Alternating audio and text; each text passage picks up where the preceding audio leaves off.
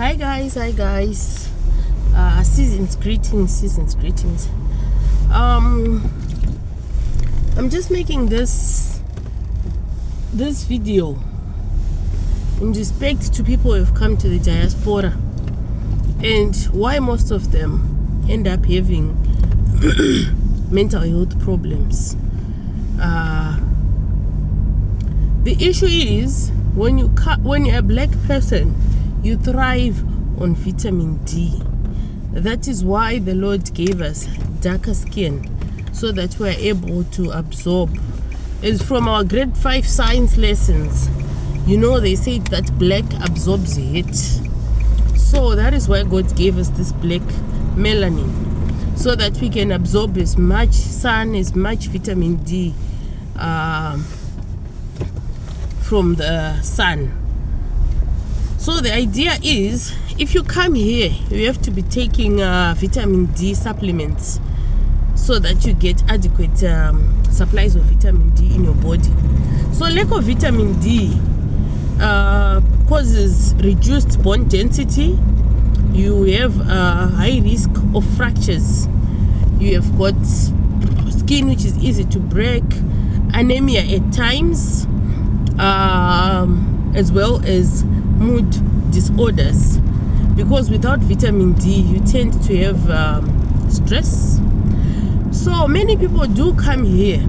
Coupled with that, the vitamin D deficiency, coupled with the work environment. The work environment itself is stressful, because we are coming from a place where we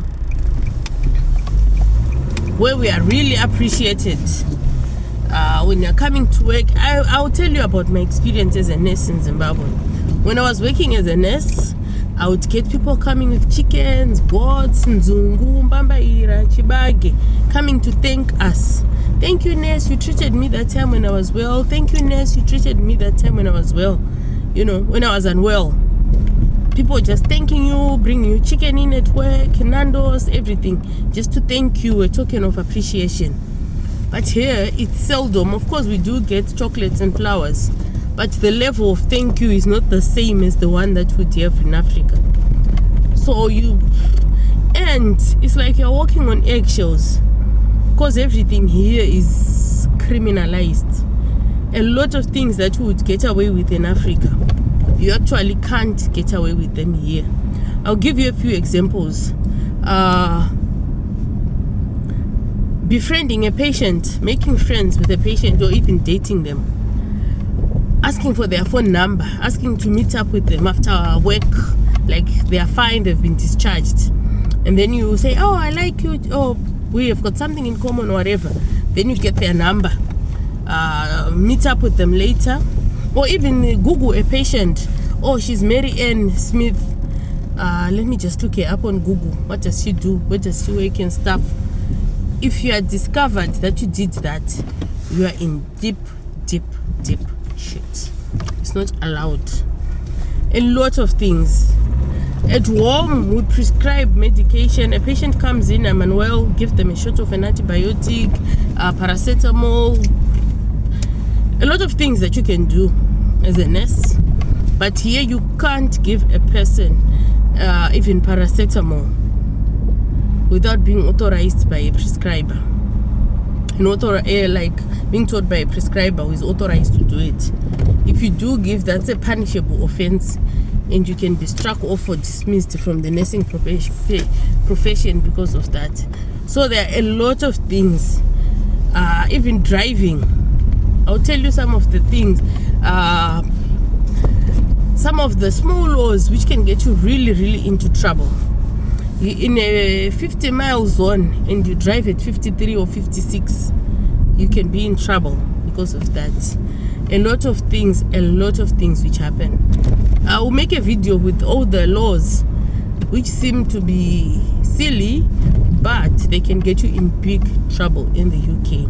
So being in such an environment, we are coming from a relaxed place like Zimbabwe, and then you come here where everything is a no touch. That's really stressful. The other stressor is when you leave Zimbabwe, you'll be having 27 relatives, but the moment you cross the border, you have 257 relatives. Even the son of an aunt who was an uncle to the father, and the uncle and the brother's brother, they will be your family, and suddenly you have to pay school fees for them. Suddenly you have to send them money for Christmas. Suddenly you have to cover their funeral.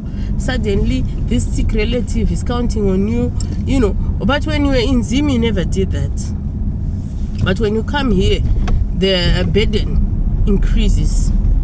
It increases so much, and it means you have to work harder and no time to rest. The other thing is the culture dynamics, where you're used to be hugging, laughing with people, laughing with patients and stuff. If someone is unwell, you call them, you ask them how they are. But here, it's more like invasion of privacy. You can't do that. You can't do that. You can't. You just have to stay in your lane. Stop meddling in people's affairs. Stop stalking them and all those things. So you'll find that the whole paradigm shift is so stressful when you're like 35 or 40, and you just have to get used to those new cultures, those new norms, those new values. It can take a toll on your health, on your mental health. And the issue that there is no family support system. When you've got problems maybe with your husband or your children or anything that is stressing you, you'll find that it's difficult to deal with those things because you've got no one to tell. You've got no one to tell. So it's a bit difficult in every way. So people end up being stressed. And the greatest stressor of all is expectations versus reality. So when people came from Africa, some of them had good jobs. They'd already bought their houses, they'd already bought their cars, a lot of things. They'd achieved a few things. And then you say, okay, I had one house in Zim. Okay, I'll sell it. If I sell the house, I'll buy 3 more houses to replace this house. But then when you get here, you'll find that you can't even afford to buy a stand on its own or a car, because the cost of living here is very high. Yeah, you would say it checks out with the high salary. No, the expenses, the bills and everything, they may show 90% of your salary, and you only remain with 10% to cater for all your needs and all your expenses. And that 10% is the one they'll also be expecting back in Africa as well. So imagine expectation versus reality. You just be thinking that if I work 2-3 years, I'll have bought my buses, my trucks, my houses, and then I can come back home. Then you'll find that you'll stay for 10, 15, 20, 30 years, and you still haven't bought that house, and you don't have anywhere to go back to. I've seen people who are committing suicide here. They think of the life they had back at home and how stressed they are when they come here. Some of them, they had to buy COS from those fake people. You pay for a COS about 7,000, pay for your flights, your tickets, your family. You spend about 10 or 12,000 to bring your family over here. And then when you get here, there's no job or there are no hours. Which means per month you might be taking about 100 or 200 or 300 pounds or 600 pounds per month, which is not even enough to pay for your own rent. And when you look at cost-benefit analysis, when you put it into the picture, you see that you have made a huge loss. You could have stayed at home with your house and that 500 US salary you were earning. So many people, when that reality clicks in, when it sinks in, they start to have depression, they start to have stress. And you just can't tell people back at home that I don't have money. Right now I'm driving, I've got nice lipstick, I'm glowing, I've got everything. But if I tell you I don't even have 2 pounds at the moment in my pocket, you'd be surprised. So if I video call my mom, she's seeing me with this nice lipstick and I'm driving, and I tell her, Mom, I don't have £2, she won't believe me. She won't. How can someone in the UK not have £2? Because she herself, in her own purse at the moment, I think she has $45 or $100 just stashed somewhere. She's not even intending on using the money, because the cost of living in Zimbabwe is very little. It's very little. So you can have extra money to keep safe. So those are some of the stresses, some of the reasons why people become stressed when they come to the diaspora. It's because of the expectations. Then the other thing is marriage. When people come here, because of the work pattern that you go to work for about 12 to 14 hours a day, because the other 1 hour is for dry zipping and the shift is 12 hours. So you may leave home at about 7, then come back around 9 or 10 p.m. You don't have enough time with the kids. They're already in bed by then. When you leave, they're still in bed. And because of childcare and school run, you have to work opposite shifts with your husband. So you may just meet your husband outside in the parking lot as you're exchanging car keys or the house keys, so that one of you stays at home with the kids. Because it's not allowed to leave the kids alone in this country. It's not allowed. So one of you has to stay at home. So you'll find that you have less family time with your spouse. And if your relationship is not really strong, that can take a toll on your relationship. The wife may start cheating, the husband may start cheating. Or you just grow distant. Because you no longer spend time together, and you fall out of love and everything, and people end up divorcing. And some of the glue which keeps families and marriages together back in Africa, which is going to church, the church pastors, or the aunties, the grandfathers, the munyai, and all those people, the family support system, which helps us with our marriages and our family conflicts and stuff, conflict resolution and whatever. They are not there here in the UK. They are not here in the UK. So you find it's very easy for a marriage to go downhill this side. Very easy. And the other reasons why marriages are breaking is because in Africa, as long as a man is taking care of you financially, whether he does this or that, as long as you are fed, your rent is paid for, everything, he wrongs you, he buys you a small Honda Fit to say I'm sorry, or a cow or whatever, that's fine. Life goes on. But you'll find that here, the woman may be the one earning more than the husband. So what the woman wants from the husband is just love, attention and affection only. She doesn't want the husband's money. So you'll find that such marriages, they struggle to keep thriving or to survive.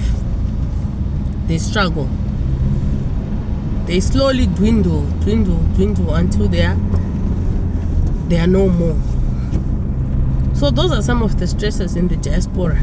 And because you don't spend much time with the kids at home, it's very easy for the kids just to go rogue. Start going to parties, doing drugs, sleeping around, going for sleepovers, mixing with the wrong crowds, moving out of the home. A lot of things which can happen. So it's a completely different place, different expectations, new things cropping up which you might not actually be prepared for. You find that people have got stress. And when I call my mom, I really can't tell her that this is what is happening. Because most of the time when we are talking, she's telling me about the problems at home. Oh, the roof is leaking. Oh, the cow needs some vaccines. Oh, this one, we need the money for the head boy. We need this. I need to go over my checkup. I need new glasses. I need this. I need a dress. I need this. I need to visit money to travel and visit my sick aunt. Those people have associated diasporans with money. So we do not even have time to pour our hearts out to our families back at home. Because most of 90% of the conversations are about money. in what the people back at home expect from us. So I find that that's not really good conversations which are beneficial to people in the diaspora. So having said this, I think I've highlighted most of the things which cause stress to people in the diaspora. Signing out. Please don't forget to like, share, and subscribe to the channel. Thank you. Bye.